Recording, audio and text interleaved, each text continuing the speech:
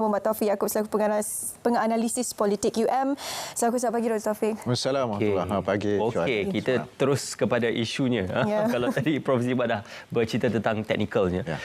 Kalau kita boleh gambarkan, tadi Prof Ziba ada menyatakan sukar untuk menentukan siapa yang boleh mendominasi ataupun memenangi pilihan raya ini secara total, kerana kita melihatkan kesemuanya mempunyai penyokong masing-masing dan ada juga penyokong-penyokong dan juga pengundi-pengundi baru yang akan muncul.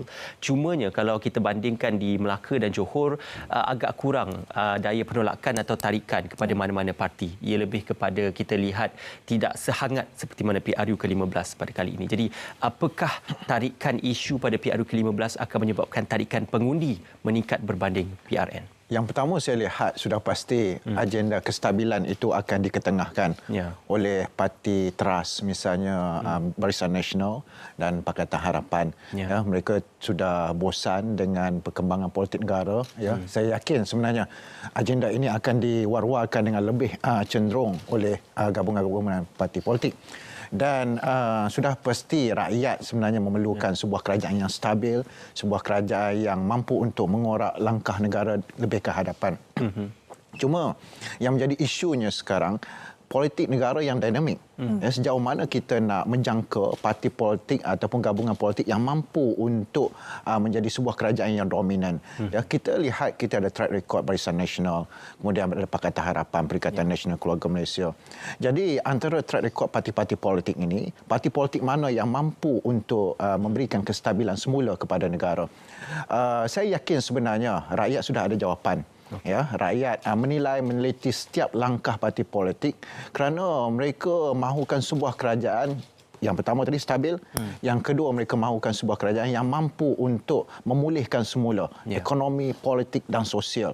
Inilah sebenarnya keperluan yang bagi saya merentasi parti, merentasi ideologi dan perbezaan. Kita boleh berbeza pandangan politik, ideologi, tetapi apabila melibatkan masa depan negara, saya yakin sebenarnya kita bersama dalam soal tersebut. Dan bila kita bercakap berkenaan PRU ni, pasti akan ada aktiviti-aktiviti berkempen dan sebagainya. Dan kita sekarang ni sendiri maklum hujung tahun memang kita akan dilanda musim terkujuh, peralihan angin monsun dan sebagainya. Bagaimana doktor melihat sendiri lanskap ataupun situasi semasa berkempen bagi parti-parti ataupun jentera politik ini dalam mendekati PRU ke-15 ni? Sebelum ini kita biasa dengan kaedah yang sama. Kita keluar untuk berkempen, ceramah, kita menggunakan kaedah fizikal, tetapi apabila COVID melanda negara, kemudiannya kita melihat ada kebarangkalian, banjir mungkin boleh berlaku. Beberapa buah negeri sudah alami keadaan yang sama dan sudah semestinya bukan sahaja SPR tapi parti-parti politik, pemimpin politik perlu mengenal pasti apakah kaedah yang lebih alternatif yang mampu untuk menarik sokongan, sama ada perlu menunjukkan ihsan prihatin, turun ke lapangan mesti bawa payung, kemudiannya beri sumbangan bentuk fizikal. Jadi kaedah pendekatan itu sebenarnya perlu diubah suai kerana kempen ini bukan kempen biasa, kempen luar biasa kepada rakyat, pengundi, dan saya yakin sebenarnya sudah ada plan-plan tertentu seperti mana yang disebut oleh Prof Siva sebentar tadi yang boleh diguna pakai oleh parti-parti politik kerana dengan cabaran-cabaran yang kita hadapi, khususnya hujan, cuaca yang tidak menentu ini, untuk kalau boleh semaksimum mungkin kempen-kempen ini bertemu dengan rakyat dilakukan oleh parti-parti politik, dan kemudiannya kaedah alternatif seperti media sosial yang mampu menarik perhatian undi baru, undi belia dan mereka yang sudah berusia, bagaimana untuk kita mendekati pengundi-pengundi yang telah berumur, yang berusia veteran ini melalui kaedah media sosial. Jadi perlu kreatif untuk mendekati golongan-golongan ini, dan saya yakin sebenarnya kalau kita ada usaha political will untuk bertemu dengan rakyat untuk menjamin semula kestabilan, ini boleh lakukan pada bila-bila masa sahaja. Okey. Kita sedia maklum seperti yang dinyatakan oleh Prof Siva tadi, sudah pasti setiap parti mempunyai penyokongnya tersendiri, penyokong tegarnya tersendiri. Dalam pada ini setiap parti politik juga berhati-hati dalam memilih gabungan ataupun untuk menyertai mana-mana kolaborasi. Hari ini kita akan menantikan keputusan apakah MUDA akan dapat menyertai PH ataupun tidak, dan masih lagi menantikan keputusan PAS di manakah sama ada UMNO ataupun Bersatu. Jadi apakah keputusan berkenaan tentang gabungan-gabungan ini akan memainkan peranan penting untuk menentukan kejayaan mereka pada PRU nanti? Sudah semestinya, Ismail, kerana sebelum kita masuk ke gelanggang, keyakinan kepada rakyat itu perlu diberikan. Bagaimana untuk kita mendapat sokongan yang besar daripada pengundi jika keyakinan itu tidak dibina sebelum masuk ke lapangan. Dan kita lihat percaturan, perbincangan sering dilakukan, apatah lagi selepas pembubaran parlimen ini, seolah-olah tidak ada hari untuk tidur kepada pemimpin dan ahli-ahli politik. Dan inilah sebenarnya tugas mereka untuk memastikan bahawa keyakinan itu dibina dengan segera mungkin. Kerana jika tanpa pendirian politik, saya melihat sukar pada parti-parti politik untuk bergerak dengan atas kapasiti kerjasama. Kerana kita semenjak merdeka, kita memerlukan sebuah gabungan untuk membentuk kerajaan. Ini tidak boleh nafi politik pemufakatan, gabungan politik yang akhirnya boleh membekalkan satu laluan yang mudah dan cepat kepada pembangunan ataupun pembentukan kerajaan. Okey, kita nak sentuh juga peranan dimainkan oleh pihak SPR, Suruhanjaya Pilihan Raya. Bagaimana sebenarnya mereka boleh memainkan peranan mereka untuk melancarkan lagi pilihan raya umum yang ke-15 kali ini. Kita dapat saksikan banyak sebenarnya perbezaan jika nak dibandingkan dengan PRU sebelum ini. Ya, cabaran itu besar. Saya yakin kalau sebelum ini 50% tenaga kerja SPR itu tertumpu kepada bagaimana menguruskan tempat penamaan calon, kemudiannya tempat pengundian. Tetapi kali ini mereka perlu mendekati pengundi-pengundi dan mereka perlu melihat bahawa pengundi dan parti-parti politik itu merupakan sahabat kepada mereka, friend for SPR. Dan yang paling penting iaitu bagaimana untuk memudah cara proses pengundian, penamaan calon. Dan dalam keadaan situasi yang genting ini, bagi saya kita perlu kerjasama antara satu sama lain. Jangan kita melihat parti politik lawan itu sebagai musuh yang ketat. Tidak boleh ada satu jalinan kerjasama. Kemudiannya parti politik perlu berbincang, duduk dengan SPR. Saya rasa SPR cukup terbuka dalam soal ini untuk memudahkan urusan pengundi-pengundi. Tetapi bagaimana untuk kita membangunkan satu jiwa besar dalam kalangan parti-parti politik untuk bersama-sama dengan SPR, dengan kerajaan. Kerana bagi saya sudah-sudahlah kita melihat pertentangan politik ini hingga tidak ada satu titik noktah. Sedangkan kita lihat pembubaran parlimen itu sudah diperkenankan oleh Si Paduka Baginda Pertuan Agong.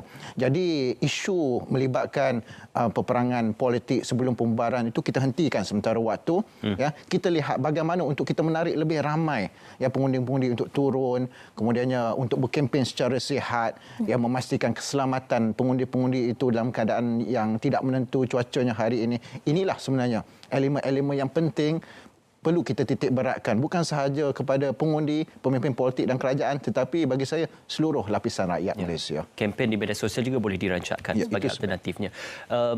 Doktor, kita pada PRN tempoh hari kita banyak bermain tentang isu siapakah poster boy yang akan diangkat oleh setiap sama ada parti ataupun gabungan parti. Ini juga akan menarik pengundi kerana ingin melihat siapakah wajah yang akan diangkat oleh gabungan ataupun parti ini sebagai Yang Amat Berhormat Perdana Menteri, baik daripada UMNO, baik daripada PN, baik daripada PH ataupun GTA sendiri.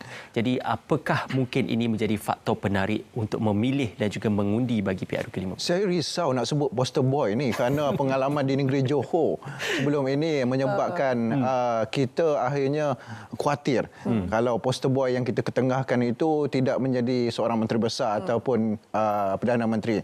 Tetapi dalam konteks kita nak menarik sokongan daripada rakyat, pengundi-pengundi, semestinya kita memerlukan ikon ataupun pemimpin yang berwibawa dalam konteks politik, ada karismatik, yang mampu keluar dengan idea-idea baru. Tetapi bagi saya yang penting bagaimana untuk kita memunculkan yang pertama muka baharu, anak muda, walaupun kita ketengahkan kelompok ini, tapi pada waktu yang sama jangan kita ketepikan muka-muka lama yang masih lagi ada potensi, yang mampu untuk memberi contoh kepada pemimpin muda untuk bagaimana mentadbir negara. Dan sudah yakin bagi saya setiap gabungan politik itu sudah ada poster boy. Tetapi bagaimana untuk pastikan poster boy itu menjadi Perdana Menteri, itu menjadi persoalan yang besar. Bukan saja kepada saya tapi juga kepada pengundi. Kalau nanti undi poster boy sebut kecewa kemudian hari, ini tidak boleh diteruskan pada PRU 15 yang akan datang. Tetapi yang perlu diketengahkan, apakah manifesto yang betul-betul dijamin akan dilaksanakan?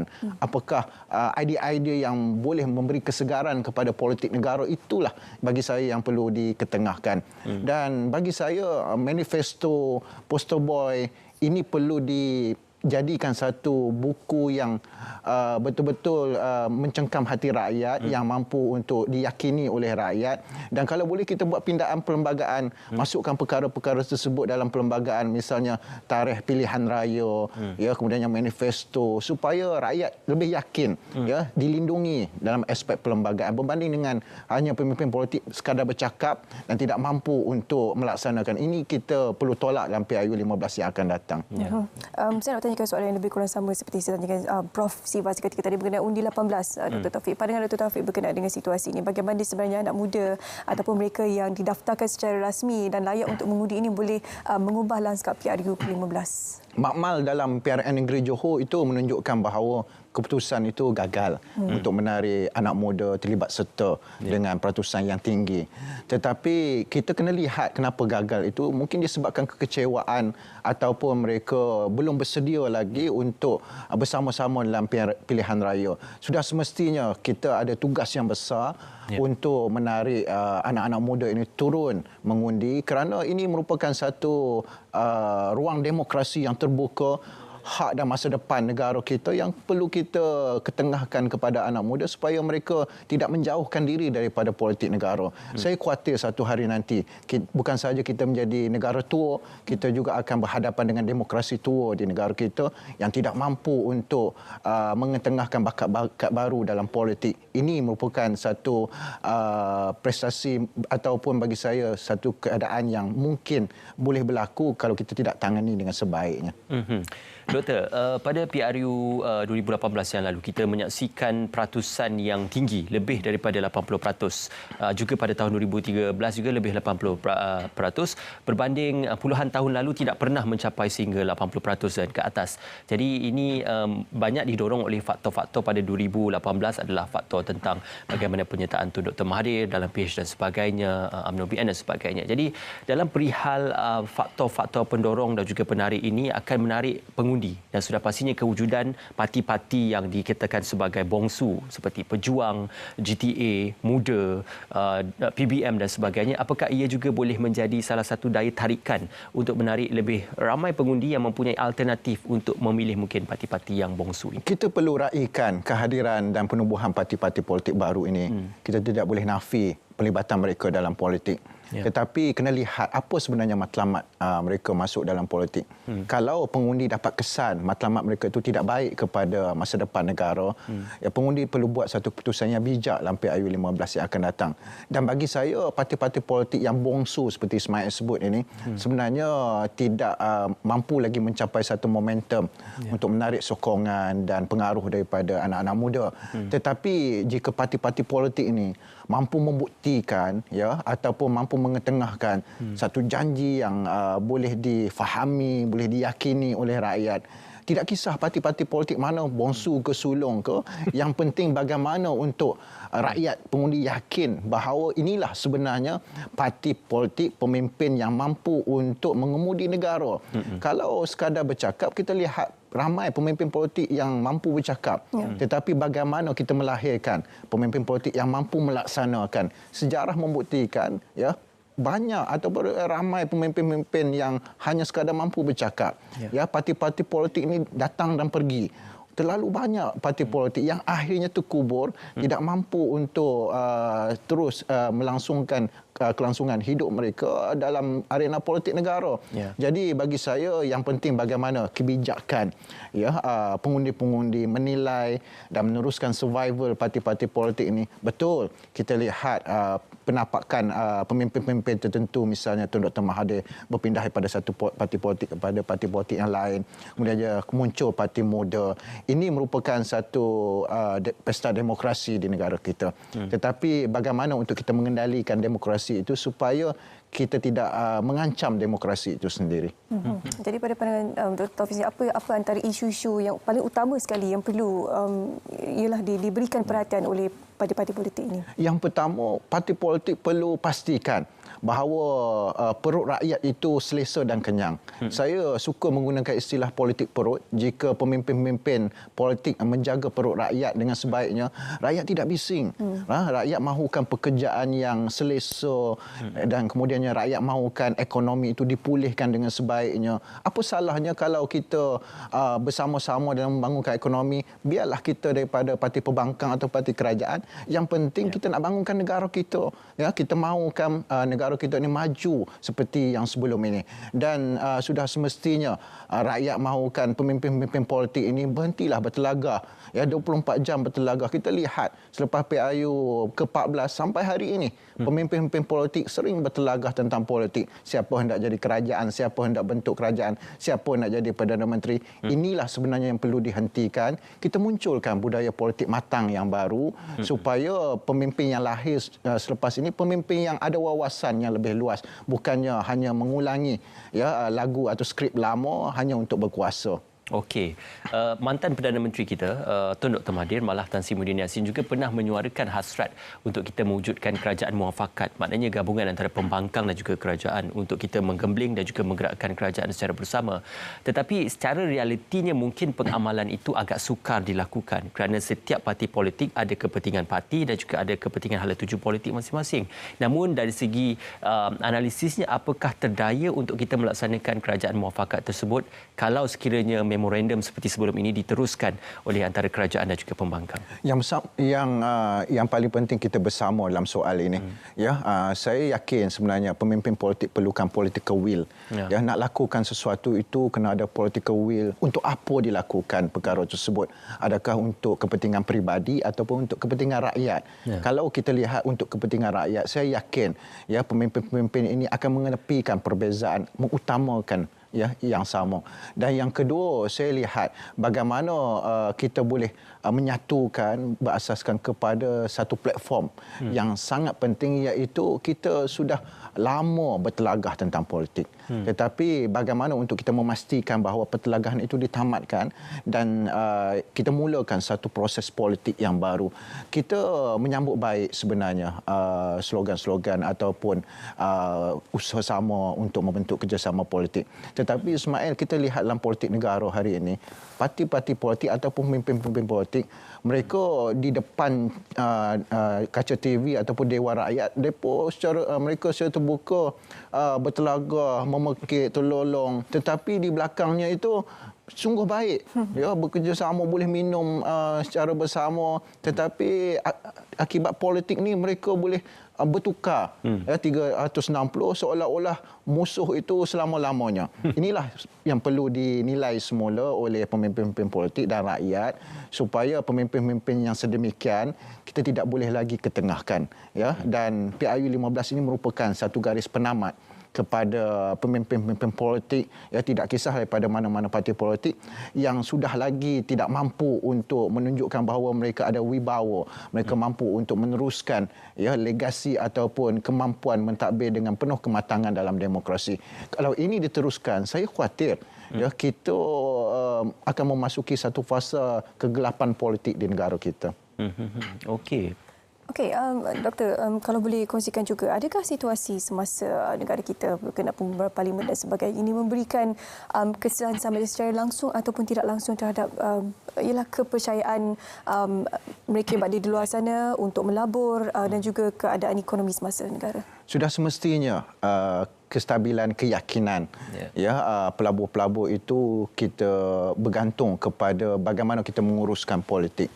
Kalau kita masih lagi bercakaran antara satu sama lain, bagaimana kalau saya sendiri pemilik syarikat, saya tidak mahu mengambil risiko untuk masuk ke negara-negara yang tidak stabil politiknya. Kita tidak tahu bagaimana keesokan harinya kepada ekonomi syarikat kita.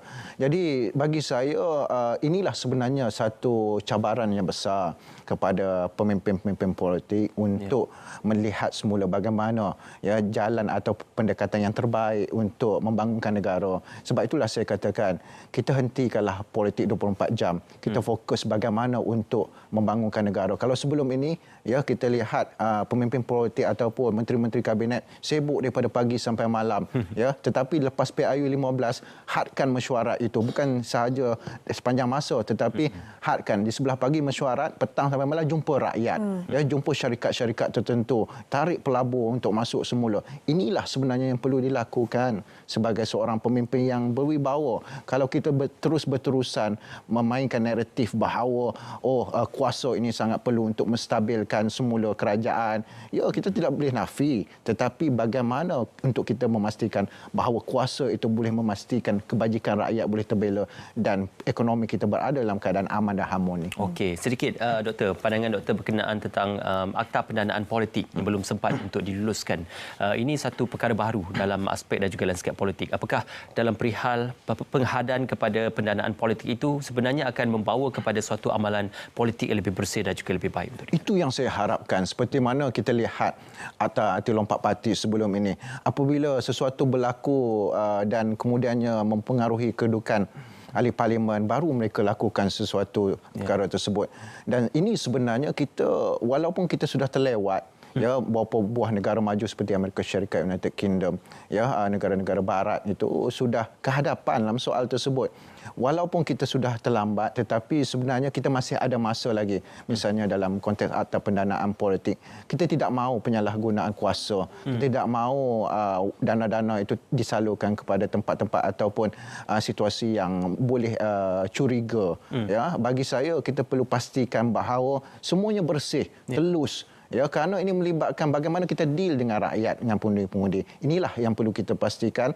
Walaupun selepas ini mungkin ada kerajaan baru, ya, kerajaan baru perlu pastikan bahawa ketepikan, ya, musuh-musuh politik, ketepikan dendam kesumat politik. Yang penting bagaimana akta-akta yang boleh menguntungkan kepada rakyat, ya, memberi ketelusan ini perlu dibentang, perlu dipinda ataupun perlu dilakukan sesuatu oleh kerajaan baru, kerana ini melibatkan, ya, prinsip amanah dan kejujuran sebagai seorang pemimpin dan kerajaan. Dan saya yakin ya, bukan ahli-ahli politik saja, tetapi sebenarnya ahli akademik juga perlu bercakap dengan jujur, apatah lagi dalam tempoh pembubaran parlimen, kemudian kempen, kemudian dalam kita berhadapan dengan pilihan raya. Ya, ramai, ya, pemerhati-pemerhati dan analisis politik jadian yang akan muncul. Tetapi bagaimana kejujuran mereka menganalisis itu sangat penting. Termasuklah pemimpin-pemimpin politik perlu cakap jujur. Okey, terima kasih doktor kerana senantiasa jujur dalam melontarkan ide dan juga pandangan, khususnya menganalisis dan juga menebak apakah yang sedang berlaku dalam situasi politik pada ketika ini. Terima kasih Dr. Taufik bersama dengan